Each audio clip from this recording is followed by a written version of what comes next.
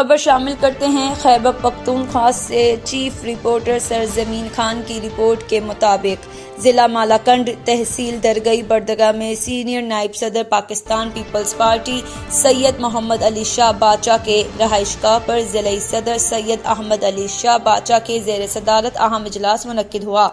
इजलास से खिताब करते हुए सैयद मोहम्मद अली शाह बाचा और सैयद अहमद अली शाह बाचा ने वर्कर्स पर जोर देते हुए कहा है कि मौजूदा सूरत हाल में पीपल्स पार्टी को बल्दियाती इंतखाबात में जद्दोजहद करना होगा।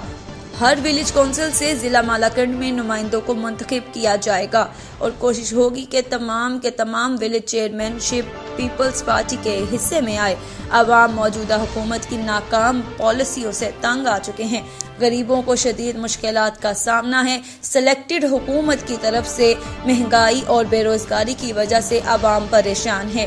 खैबर पख्तूनख्वा के मुख्तलिफ अजला में जीत पीपल्स पार्टी की होगी। अवामी हलकों में पीपल्स पार्टी को पजीराई हासिल है। जिला मालाकंड मिनी लाड़काना है। यहाँ से बल्दियाती इलेक्शन में कामयाबी पीपल्स पार्टी की होगी।